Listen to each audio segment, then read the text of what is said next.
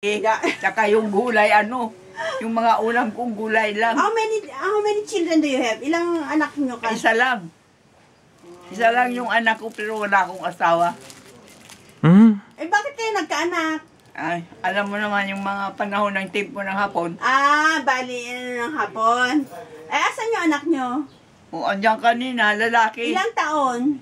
Mga 16, matanda na rin. 60. May asawa na? Oo, may asawa na rin. Mayroon anak din na isa.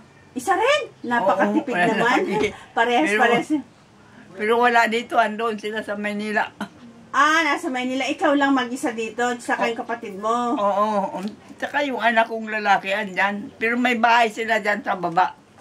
Kasi kahapon, pumunta kami sa na-interview namin yung 104.